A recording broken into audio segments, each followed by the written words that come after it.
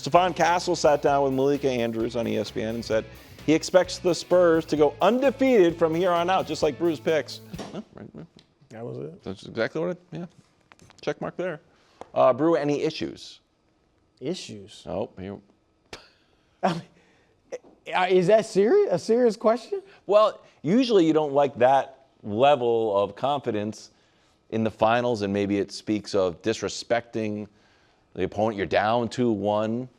I absolutely love this from the bottom of my heart. I'm serious. There will be no misdirection. I'm not looking in the camera. No, I love this. Okay, good. I never know. I don't know my role in this.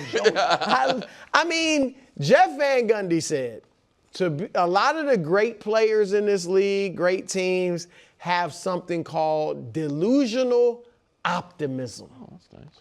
And that's what these Spurs have. I told you the other day, I think it was yesterday, after the Game 3 win, Castle said, if we had lost, he said, win or lose this game, we still were going to be confident in this series. Yeah. Now, you can say you don't believe.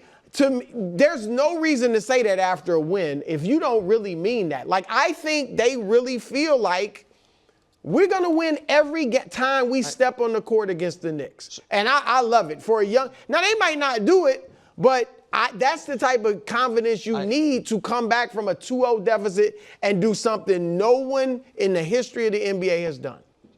Lose first two at home, then win the championship. I have absolutely no problem with the confidence.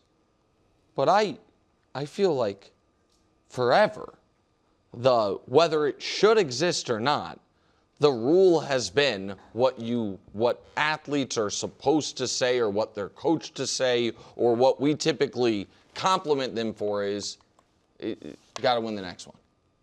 To not look ahead, to not to be the job in front of you is the only job we are discussing. That's what you're hearing from the Knicks. And historically, he felt that way before Game 3. He was feeling we gonna win the next. No, game. But there is. You would agree. There's a difference between how one feels and what one says to Malika Andrews. Like that is there is. It was this not at all odd to you? It wasn't. So would it have been odd if after Game 1, when Jalen Brunson was asked, like, hey, you stole home court. Yeah. Do you think you can, win both in San Antonio? If he was like, well, yeah, and I expect us to sweep the Spurs. Like, that would be odd. That would be odd. That would but be if weird. He said, I expect us to win the next 3 games. Well, that's the same thing. I mean, I'm serious. I love this. Okay. Maybe if he came out at the beginning of the series, to your point, and said, I think we're going to sweep the Knicks, which I don't think he would have said. But that would, I agree with you. That wouldn't sit well with me. I'm just saying. Maybe it's being down 2-1. Sure, okay. I think that might be a fair distinction. I just think it hit my radar of, you don't usually hear that. Yeah, you don't normally hear about people talking about games later.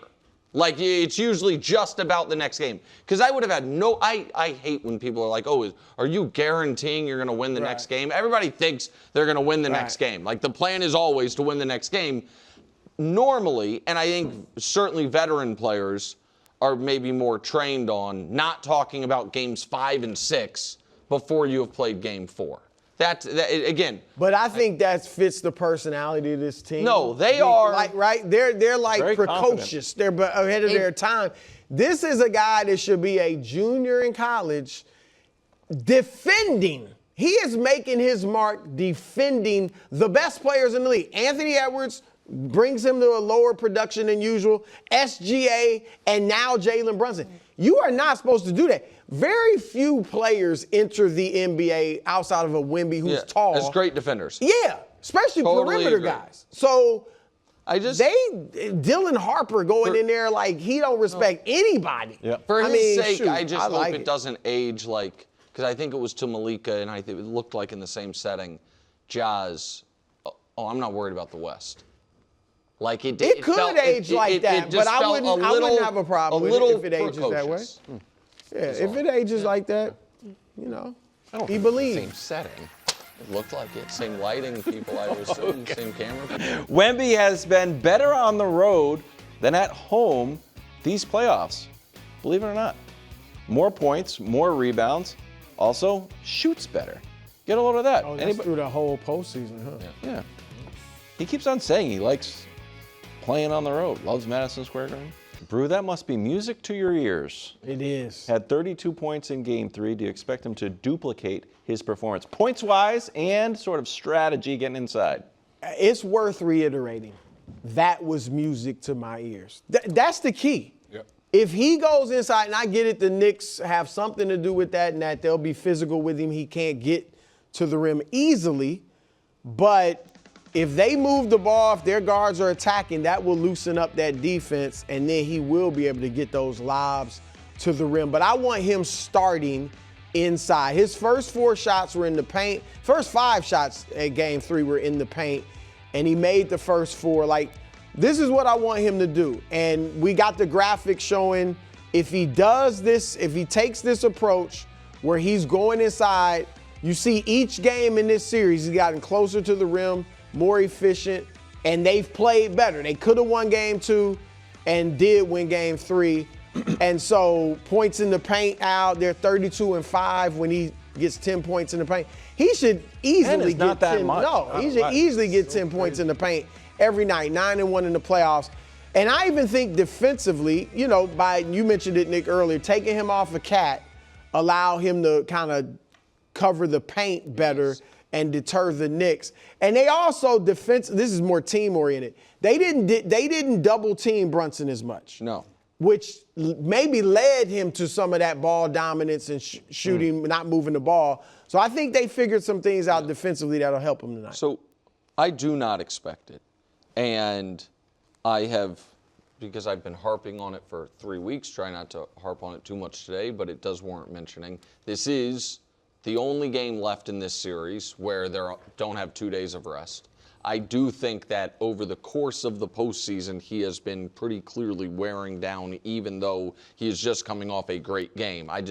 But more importantly, he has not had back-to-back excellent games yet these playoffs. Sure. Not a single time has he been, A-level in back-to-back games. It's kind of remarkable because he's had a bunch of A-level games, and he's had 4 A+ and 1 A quadruple plus game, but they always were followed by rather pedestrian performances. 2 of them were followed by games he left early, so we don't know what he would have done. But in those 2 games that he got concussed and then ejected midway through the second quarter of both, he had 4 total points in the first quarter of those 2 games combined. He had 2 made baskets in the first quarter of those 2 games combined. So I just don't, we don't have the trend of him putting together, we have the trend of him putting together multiple excellent games within a series, but never once back-to-back. And so particularly because it is on only 1 day rest, and because I think part of the reason he was as active and dominant offensively was because the Knicks let his job be easy defensively. They didn't punish, Cat didn't force them to adjust to where he has to guard Cat. Right. Like he was guarding Josh Hart. Cat didn't, say, okay, fine, then I'll do the Brou. Give me the ball with Stephon Castle or De'Aaron Fox on me and force you over to me. Right. It's so much easier for Wemby to save energy when he's playing free safety on Josh Hart, and they left Josh Hart open. Josh Hart, to his credit, made the shots. The Spurs didn't care. They're like, we're just going to keep giving you those shots. And Wemby had all that much more energy defensively. I think all of that will be different tonight. And I don't think he's going to live near the basket tonight. If he has a big scoring first quarter, I bet it's going to be because he hits a couple threes in the first quarter, not because he has the approach he had in Game 3. Well, I think that it's a chess match, right? How does Mitch Johnson figure out how to get him closer to the basket, right? Because over the last, 48 hours, the Knicks have been able to watch the tape and realize, like, okay, this is what happened, right? This is how he shook loose. We're going to take that away. So the way that he was dominant last game, I don't expect him to be dominant in the same fashion. So that's why, they take things away. What does Mitch do to help get him in those positions so that he can be an advantage to actually score the basketball closer to the basket? That's going to be the biggest thing that I'm going to be looking for tonight, because he's going to need that help. You know what I'm saying? Obviously, we know he just can't walk down to the box and ask for the ball and just go to work and get those 10, 12 points in the paint. It's going to have to be little nuance, little plays here and there, trick things or whatever to loosen him up so that he can be able to be dominant in this game. So do I expect him to play well? Yes. Do I expect him to get 20-plus points? Yes. To your point, does he have back-to-back dominant games? No, he hasn't. But this is the finals, and he's playing in New York. So I expect maybe he'll be able to get over the hump tonight because of where he's playing. And you think this atmosphere invigorates him? I believe it does. I think it does that to all great players. Can I ask you a question, Brou? Do you think there is a realistic path to the Spurs winning if Wemby scores 24? Yes. You do? Yes. So because I think he can have a strong game, 24-10 or something like that. And he hasn't had a great rebounding game in a since while. game 2 of the conference finals. So I would like to see that, but that's where those bodies being on him all the time is really affecting him. But yeah, I mean, you would need Castle. I mean, look, Champagnie can hit a bunch of threes. Yep. Castle and Harper can score. Obviously, Fox, has had moments. So yeah, I do think they could win with that. See, I think he has to be great for them to win tonight. But Harper can play a lot better. He was 5 for 18 last game, and he missed a couple bunnies too. Yep. They definitely, those guards can make up that difference you're talking about. KW, have you said who you got tonight? I don't want to talk about it. Literally your job. My wife grew up in New Jersey and spends the games screaming at the television. So if I sit there quietly, I don't want to get in, right in the path of the hurricane. But I think the Spurs are going to win this game. And I think that Wemby, as stupid as this sounds, realizes if I just get closer to the basket, I'm unstoppable. And if I score, the stat that we showed earlier, Al, the Spurs are, I think, 9-1 in the playoffs when he has 5 first quarter points, just 5, which I think he gets not from hitting a lot of threes, which he obviously can, but from being aggressive and going inside and establishing as well. I also think all of this hoopla, the New York Post article has the district attorney of Manhattan saying he's guilty of a flagrant foul. I think that is also inspiring him and invigorating him. I had the Spurs, do not tell my wife. These New Yorkers eating out of my hand. No, I do think he likes, like, Stephon Marbury went on social media after the game. I mean, and he made, after he was in the NBA, went to China, played, had a great career there. He said international players are dirty. Yeah. And he said Wemby's dirty. And he said what he would do, give him a forearm. But Wemby probably loves this. Loves all this, talk and commotion. We played Paraguay in November. Thank you, Nick. And there was a lot of fireworks here. Now, this team is different because, remember, we didn't have Pulisic that game. We didn't have Tyler Adams that game. We didn't have Weston McKennie that game. Person that we do have now is Chris Richards, who we were worried about his health, but he says he's ready to go. Okay, so we had a lot of fireworks in November when we played Paraguay. We're playing them on Friday. What are you expecting from Chris Richards and the team as a whole?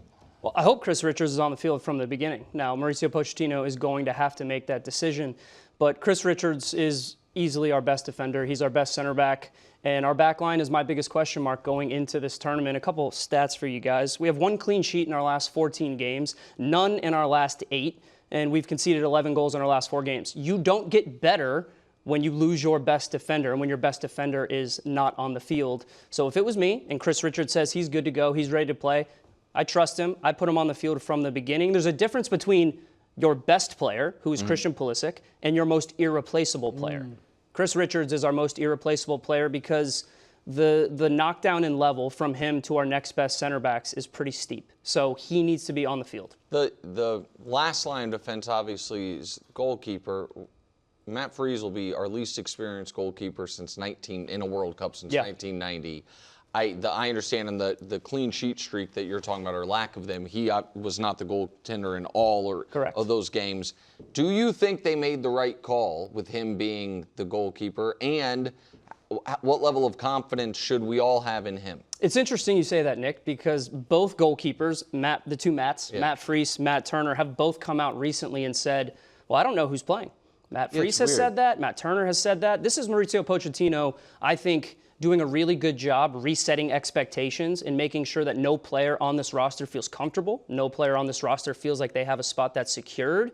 And so Matt Freese, by and large, to me, there's a 95% chance he's the starting goalkeeper come Friday, game 1. I certainly think it's a little cause for concern, considering every single World Cup we have played in prior to this, we have had a locked-on starting goalkeeper. Yes. But I know Pochettino has confidence in Matt Freese. I have confidence in both guys. They provide different things. But Matt Freese, I think, when it's time to play on Friday, will be in net.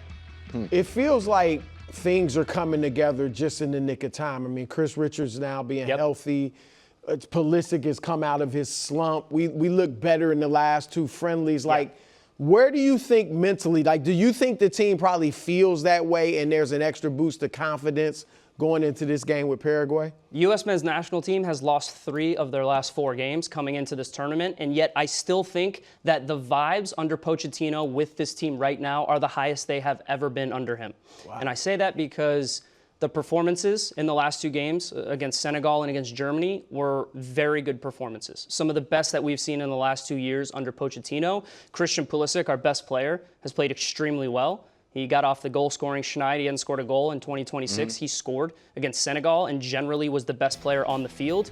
When he is fit, when he is healthy, when he is running at back lines, he gives me confidence because he is a game changer. And so I think the vibes are at an all-time high right now under Pochettino, and I think the U.S. men's national team, the most important part of their World Cup, other than if they make it to the knockout phases, is going to be the first 15 minutes against Paraguay. I love how we showed that scuffle a couple of months ago in that game. And we had Miles Robinson kind of talking about, well, that was the kickoff point for us to kind of show that American grit that maybe we had lost a little bit. You had Miles Robinson putting guys in headlocks, right? You had guys standing up for each other. I want that national team on the field on Friday, first 15 minutes, setting the tone, showing this entire country that they are here to make some noise. So can we stay on this? Yeah, sure. You're talking about the first 1/6 of the first game. The first game as a whole. Yeah. U.S. men's national team World Cup history. Every single opener that we have won or drawn, we've advanced to the knockout round. Every single opener that we've lost, we have lost in the group stage. We have not advanced past the group stage. I also think that even with the expanded field where it's going to be easier than ever before to make the knockout round, that if they don't get a result against Paraguay, all of a sudden that game against Australia becomes the most nerve-wracking game any of these players have ever played in their lives. Because Turkey is either the best or the second best team in the group, and you cannot go into that Turkey game having to win or even draw to advance. I think you have to have secured probably 4 points going into that, which is, again, you're new to the show and studio, but one of our favorite things is we play a game called Must Win. Yeah. And it's not literal. It's figurative because, of course, it's not a must win.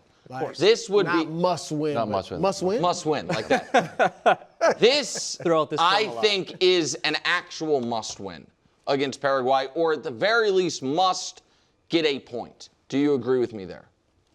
I agree with you that you have to get something out of the game. I disagree that it's a must win because of a point that you made. You contradict yourself a little bit because 8 third-place teams advance. So much easier. So it is significantly easier to advance out of the group stage. But I'm going to agree with you in the sense that it is a must-win game if the U.S. men's national team wants to win multiple knockout round games. Correct. If you advance second or third in the group, you have a significantly harder road and more of a challenge to go far in this tournament because then you're playing better teams from other groups. And you are going to play some world powers that quite frankly, are better than us. So you want to set the tone early. You want to make sure that you're in a position against Turkey A to win the group.